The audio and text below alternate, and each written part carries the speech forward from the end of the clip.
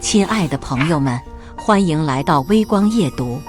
相恋10年的男友，临近婚期却突然患癌。为了给他治病，我先是给卖掉了车子，给他筹钱。就在我要给他卖房筹钱时，突然听见了他的心声：蠢女人，等我把你钱榨干，我就假死脱身。我还以为自己听错了，又听到他心声道：怎么这么磨叽，还不去卖房？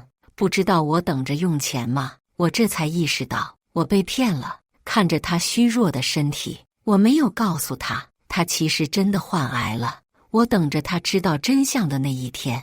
接下来开始我们本期故事，记得点击订阅并开启小铃铛。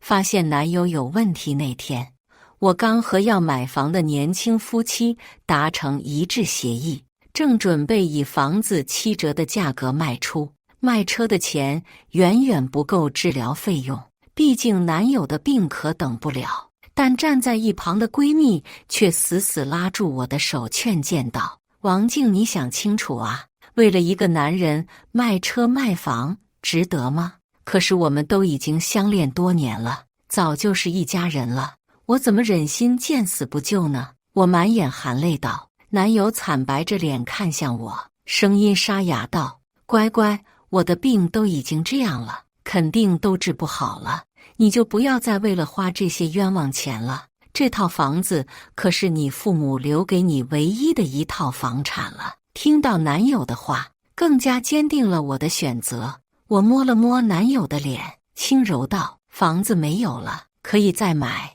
人没有，可就再也没有了。说完，我眼神坚定了起来。当我要提笔签名时，突然一个声音在脑中响起：签吧，签吧，快点签！蠢女人，等我把你钱榨干，我就假死脱身。我以为是男友在讲话，疑惑地看向男友：刚刚你有说话吗？男友疑惑的眼神看向我，并摇了摇头，声音又响起了：怎么这么磨叽啊？还不快去卖房，我可等着钱用呢。听到这让我彻底确信了，脑中响起的声音是男友的声音。签字的手顿住了，转头就瞥见男友迫不及待的眼神。我签字的手停住了，我冲着男友轻声说道：江一白，你说的对，这件事情我刚刚仔细想了想，还是要慎重，毕竟这是我爸妈给我留下的唯一的念想了。说完，我转头就走了，只留下男友呆愣站在原地。脑中男友声音不断涌出：你这个贱女人，怎么回事啊？这么关键的时候给老子掉链子，老子可是等着你这笔钱还债和娶婷婷的。晚了，我爱的婷婷可要跟人跑了。听到这些话，我情绪一下子绷不住了，嚎啕大哭起来了。心脏的刺痛感慢慢席卷全身，我有点站不住了。我和男友是从初中就在一起了，我们相知相恋，到今年正好10年。上个月我们准备要结婚了，所以相约一起做了个身体检查。正要拿报告那天，男友忽然接到个电话走了，我就顺手帮他一起拿了那个体检报告。医生这时突然告诉我，男友他已经是结肠癌晚期。当时听到这句话时，我整个人快要晕倒了，仿佛陷入无边的黑暗中。我简直不敢相信这样的事情竟然会发生在男友身上。当天医生便对我说，现在治疗还有点希望，让你男友抓紧来医院吧。医生的这句话一下子把我拉回了现实。回到家后，我神情低落地把报告递给了男友，但男友却反常的连我情绪低落都没发现，只是淡淡的把报告接过去了。我还以为男友已经得知了自己患病了，体贴的我便没有在意男友对我的态度。没想到我的体贴最后换来却是背叛。男友第2天便跟我说要筹钱看病，我丝毫没有犹豫，当天就张贴了卖车公告。很快车子就找到了卖家，卖完车我就把钱转给了男友。现在想来，真的是可笑。我为了男友劳心劳力，只为给他治病，而男友心里想的却是其他女人，越想越不甘心。我想要向男友问个明白，我不明白，我对他这么好，他为什么还要背叛我？平日里我对他体贴不已，一点点钱都不舍得花他的，他倒好，反而就惦记上了我的钱了。内心的怒火越烧越旺，我转头来到男友房间门口，就要冲进去和他理论，没想到听到男友和一个女人小声交谈着：“宝宝，你放心，等钱到手后，我立马娶你。放心，我没有生病，只是最近没休息好，而且我这个脸色也刚好，还能借机给你多要点钱呢。”男友的话彻底打碎了我最后的一丝幻想，他竟然从来都没想过娶我，麻木的心还是隐隐作痛起来。呆愣良久后，我才反应过来，男友竟然不知道自己得癌了。第二天，我故作失落，冲男友喊道：“房子估计一时半会卖不了，卖家因为我临时变卦卖其他的房子了。”男友脸色有一瞬间难看起来，但很快就调整好了。这时，男友心声又响起了：“婷婷肯定又会怪我了，等会又要花钱哄她了，想想就很头疼。既然一时半会拿不到钱，那我就先去找婷婷快活一把。”听到这，我眼前一亮，正愁找不到男友这个心上人呢。随后就见男友脸色苍白，冲我开口道：“静静，你先忙吧，我要去检查一下，可能要比较晚回来。今天你就不要等我了。”我点头表示知道了，转头就跟在男友后面。男友一见这个女孩，就紧紧热吻了起来。我看到那个女孩的脸，看到后我整个人都震惊了，这不就是我认识的那个同事王哥的对象吗？我瞬间把这个场景抓拍起来，这个世界真的小，这么小概率事件都被我撞见了。男友回来已经是深夜了，他整个人仿佛精气被吸干的样子。我临时想起了一个小办法，我打算先惩戒一下他。我小心地上前去搀扶他，这时男友一整个重心直接都放在了我的身上。我感受到了前所未有的重力，在把他快要扶进门时，我故作无力搀扶的样子，一个轻松，肩膀一歪，男友也不负我所望，直接来了个双膝跪拜礼。看着他脸色铁青的脸，我内心稍微痛快了点，但并不足以抚平我内心的伤痛。男友的心声这时候又传来了：“死女人，连这点小事都做不好，我要你有何用啊？等我把你钱骗到手后，我要让你后悔找了我这样一个男友。”听到男友这番话，更加坚信了我要报复他的心。可惜行动赶不上变故，第二天还没等我找上那个女孩，她反倒找了上来。她特意找了一个热闹的场所见面，并理直气壮告诉我，她和男友在一起了，现在孩子都已经快要3个月。我目光不断上下打量着女孩，女孩最后也被我的目光看得不耐烦了，就见她眼睛一转，直戳我心口道：“你们在一起这么多年都不结婚，你就应该知道他的心里并没有你。”我强忍内心的酸涩，语气嘲讽道：“我和他的事情和你没有关系，你管不着。反倒是你觉得王哥要是知道你出轨了，会有何感想？”女孩的脸色瞬间煞白了起来，神情有些慌张，不知所措。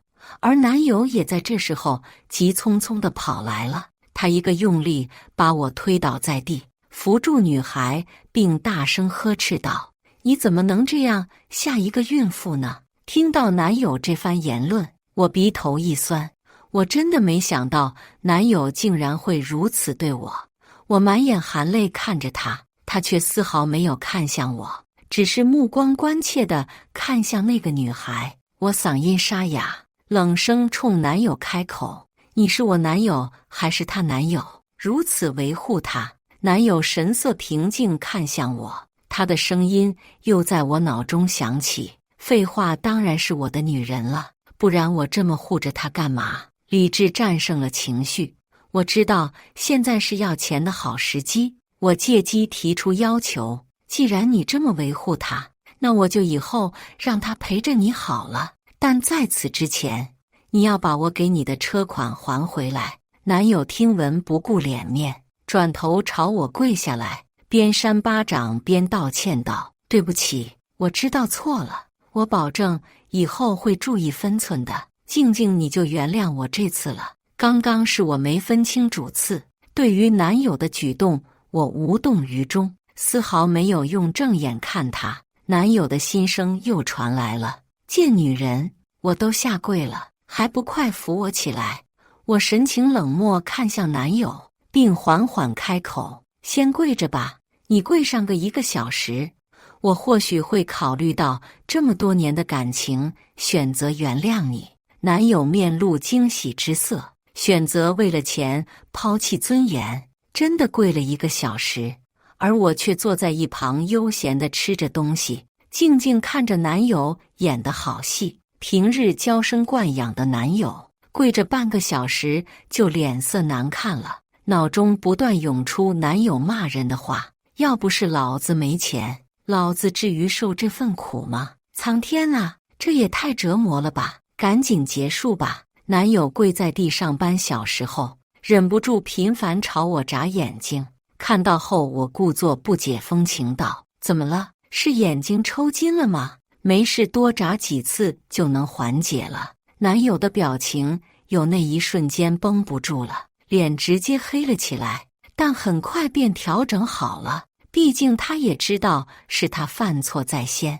围观群众越来越多，男友有点坚持不住了，开始打感情牌：静静，你看我跪了这么久了，你应该也看到了我的诚意吧？在这么多人的见证下，我仍然保持爱你的心，你能原谅我的所作所为吗？我脸色缓和，嗓音故作娇滴滴道：哎呀，既然你都答应了人家，那就等时间到了再说吧。我知道你肯定是不舍得放弃我们这么多年的感情，那就让我见识一下你的诚意吧。很快就到了1小时，男友揉着膝盖，一瘸一拐地朝我走来，可怜巴巴地看向我道：静静，你说的我都做到了，你看能原谅我吗？我神色平静道：你先把卖车钱转给我，我就原谅你。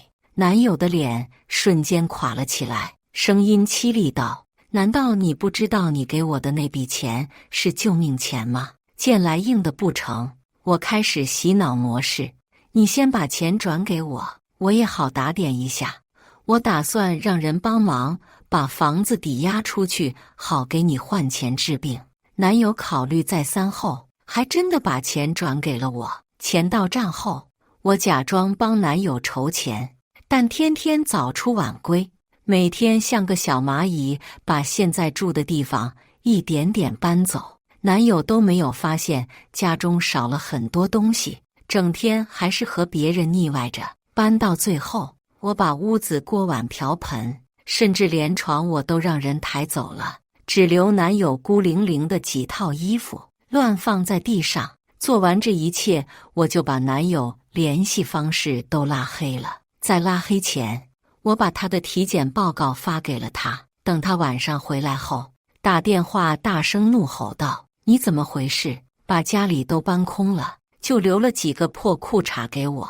我丝毫不在意男友的情绪，反而开心原地转了几个圈。电话那边男友声音越来越急促，都开始喘着粗气。我也是适时开口道：江一白，你不觉得你越来越不中用了吗？建议你看看我发你那张的体检报告单。电话那头很快传来了尖叫的声音。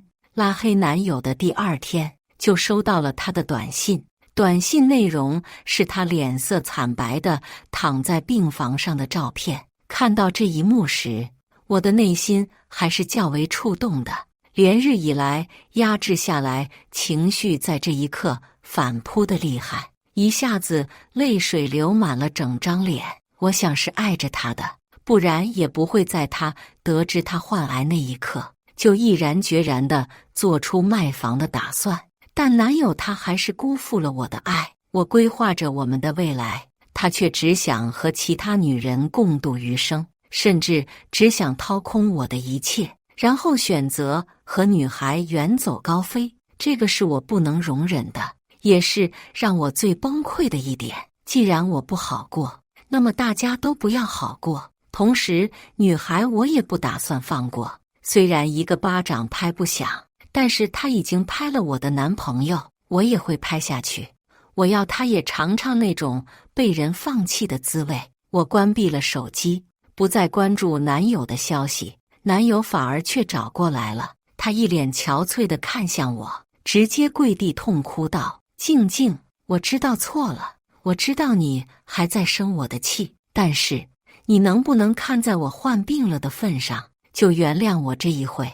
你能把钱再转给我治病吗？男友的心声又传入脑中，医生说，要是化疗的话，我还能多活一些时日，我还不想死呀，赶紧给我钱啊！说完，他身体一直颤抖起来，时不时的神色紧张地看向我。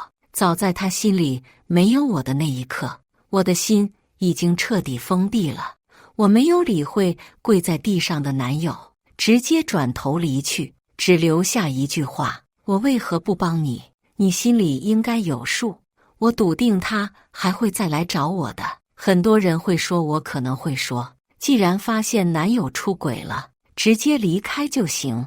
但是这么多年感情付出，哪里是在能够立马就放下？他都出轨了，那么就应该也受应有的惩罚。男友果然又来找我了，他脸色带着平日里难得一见的紧张，他手捧着鲜花递了给我，开始扮惨道：静静，你看完都带着鲜花来，你就知道我有多重视你了。听到这句话，我用讥讽的目光不断扫视着男友，男友也被我盯得有点受不了，他嗓音压低道：我上次都下跪了，你还没原谅我，究竟你要我做什么，你才会原谅我？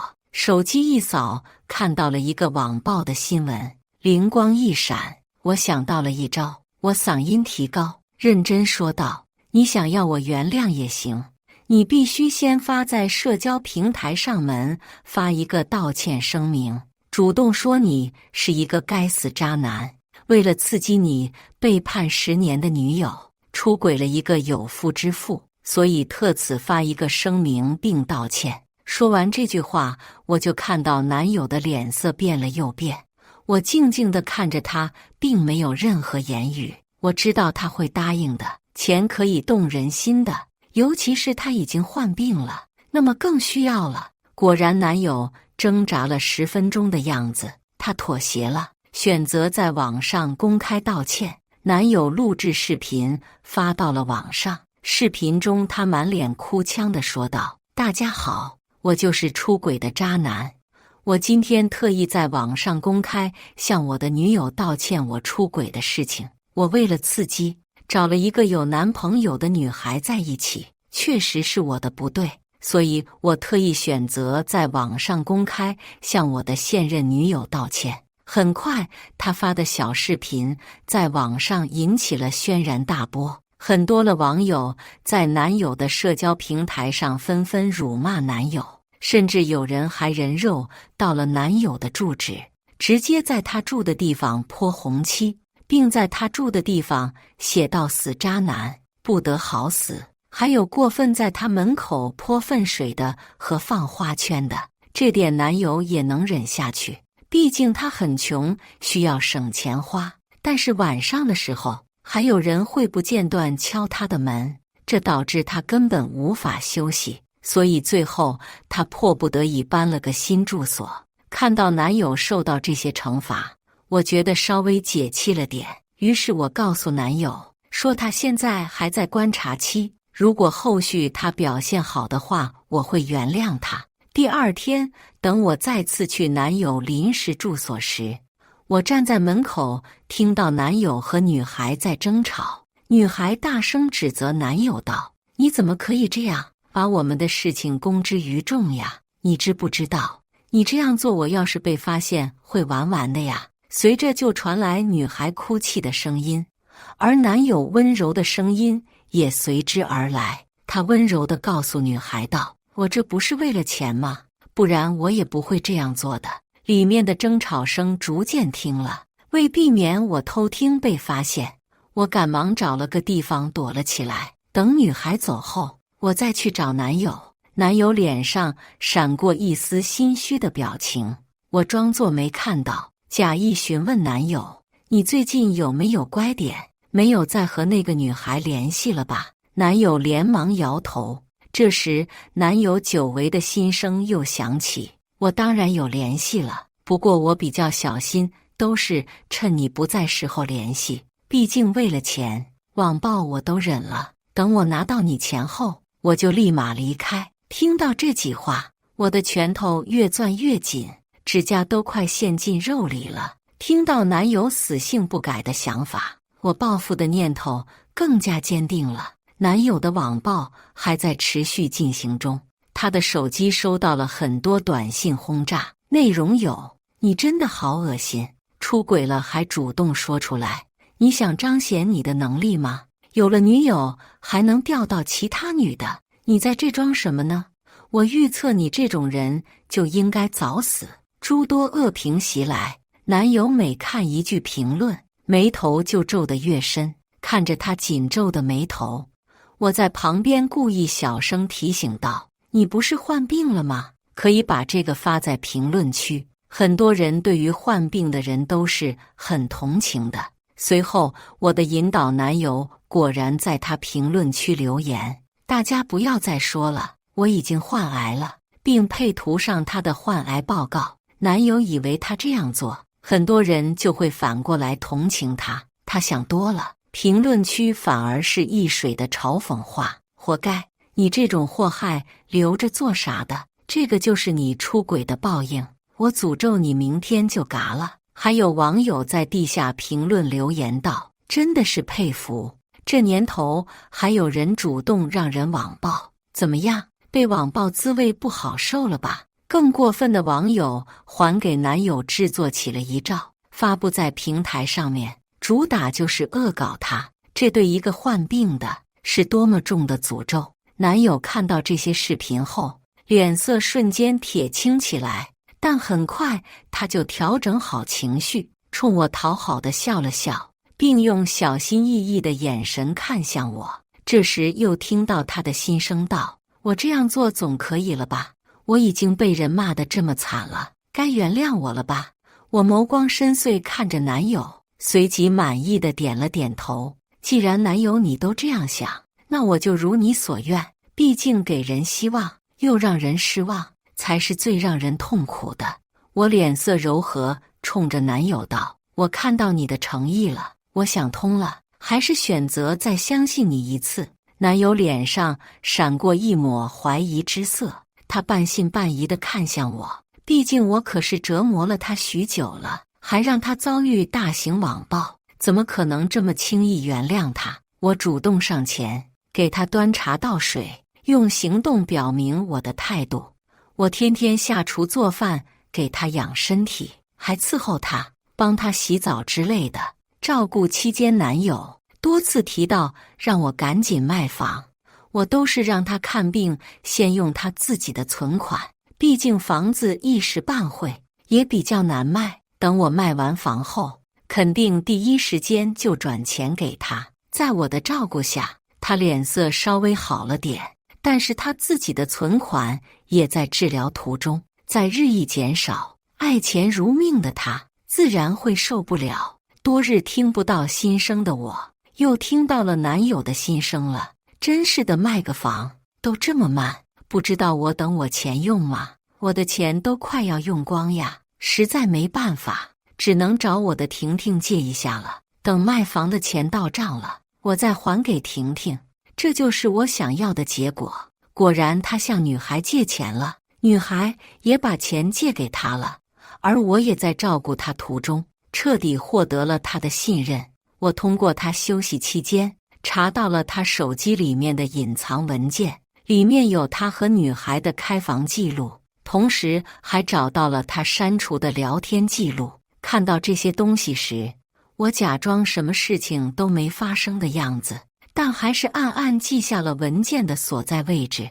毕竟这可是我下一场好戏的重要资料。男友却因为错过了最佳的治疗时间，连日的治疗下，身体最终还是承受不住，日益消瘦下来，脸色也没有最开始的那么好。他开始经常发脾气，砸东西，而我都是轻柔安慰他，有我在呢，我会一直陪着他。直到这天，我通过新生得知男友彻底没钱，他开始逼迫我先转一部分钱给他，我自然是答应了。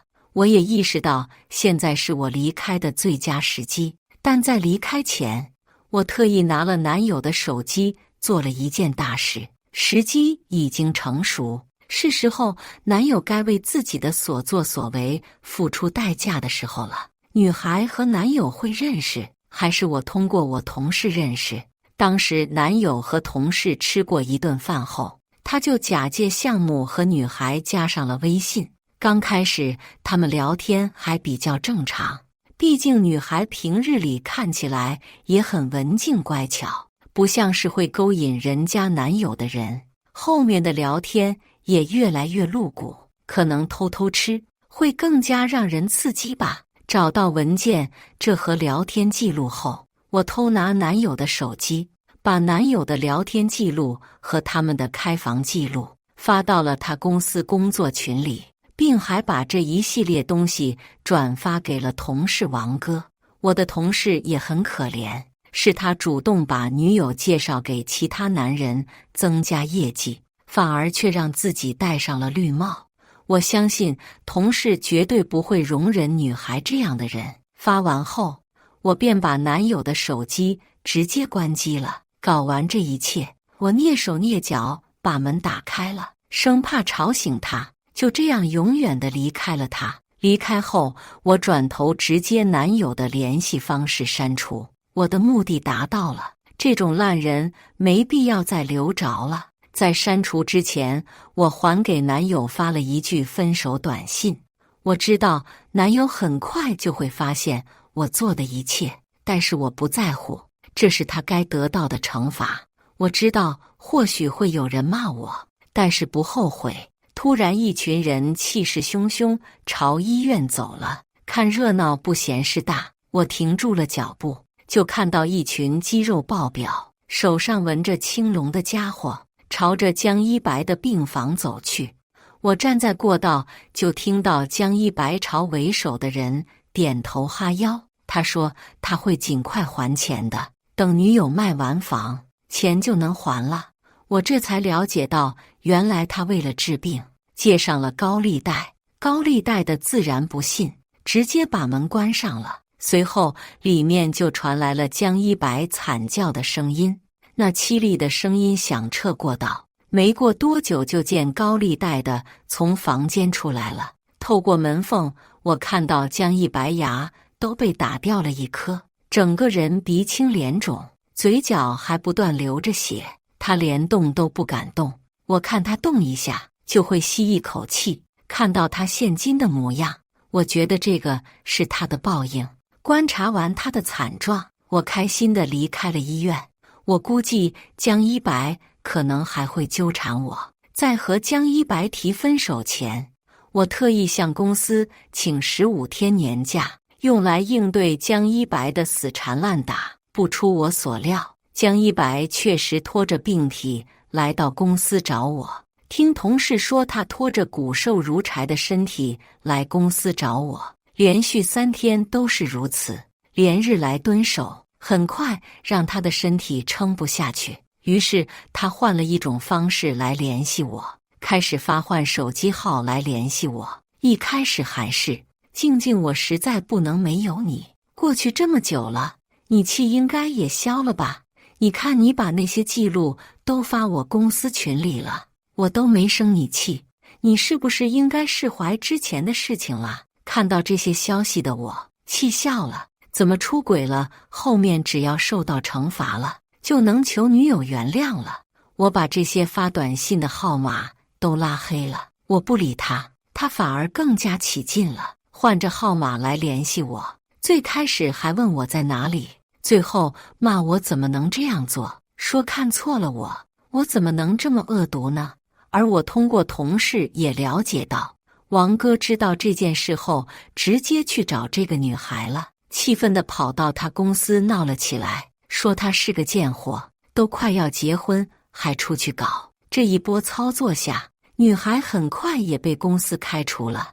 而女孩被抛弃后，开始对江一白死缠烂打。江一白这时候对女孩完全没有好脸色了，毕竟女孩根本没有钱再资助他看病了。江一白因患病，身体彻底垮了，工作也很难胜任了。他们公司最后经过一番研究，也把他开除了。江一白又换来号码，告诉了我这件事情。他说：“你满意了吧？你的目的达到了吧？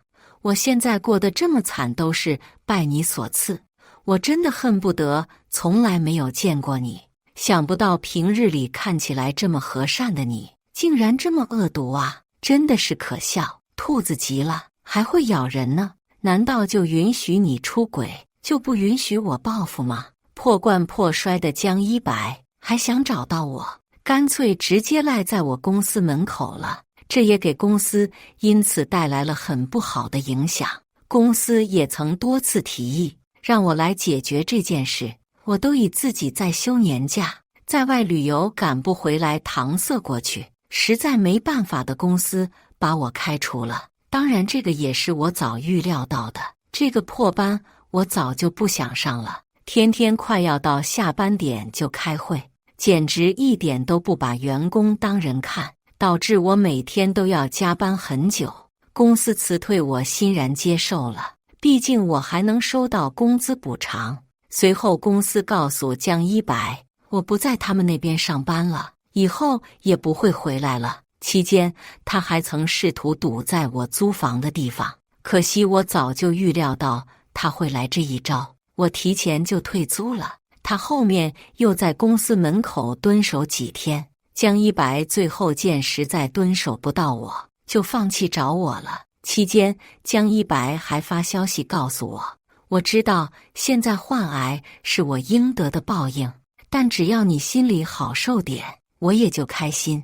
你可以不用再躲着我了，直接回来吧，毕竟我们曾经相爱过，我不想你放弃现在的一切，你回来吧，我不会把你怎么着的，这一切都是我的错，你之前的做法，我仔细想想了，确实可以理解，以后我也不会再纠缠你的，往后余生就祝我们各自安好吧。看到他这一长篇的话，说实话，我的心里不可能不触动，也曾涌现过想要再看他一眼的冲动。这么多年的感情，最后却是以这样结尾收场，我也很难受。还记得5年前，我跟他说，如果分手的话，那么还是好聚好散吧。现在却搞成这样，我也不想的。但是再给我一次选择，我还是会这样对他。做错事的人就该受罚。10年的感情，最终还是化为泡沫。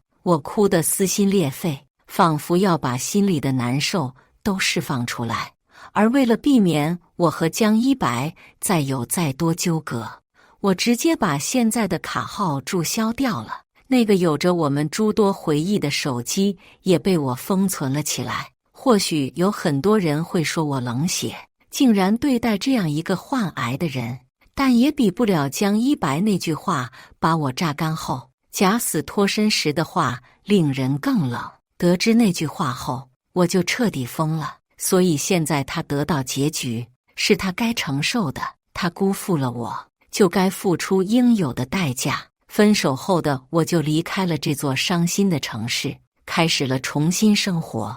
而我的那套房子也出租给了其他人，日子过得充实。平日里都是学习，闲暇时和朋友玩耍。朋友们都知道我分手了，再也没提过他。虽然偶尔我还是会想他，但是我想他的次数也越来越少了。很多我们在一起的点点滴滴都随着时间模糊了。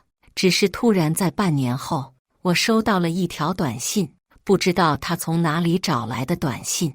短信内容是他后悔了，他不该出轨的。现在他真的快要死了，希望我去见他最后一面。得到消息这一刻，我丝毫没有半分心疼他的冲动，反而有一股痛快感。同时，消息内容还有一张照片，是一个双眼无神的女孩抱着孩子的照片。我这才通过别人了解到，女孩因为子宫壁薄，如果不把孩子生下来，那么她可能此生再也不能生了。而女孩因为有了孩子后，眼睛里的光也彻底被磨灭了。毕竟孩子确实是一个很折磨人的东西。最后，我还是没有去见江一白最后一面。我要他带着愧疚和悔恨过完这一生。江一白在死之前还曾多次祈求过，最后我就再也没收到消息。江一白也彻底消失在我的生命中。分开期间，也曾遇到过有男孩对我猛然追求，我也没同意。被伤透的心再也很难愈合。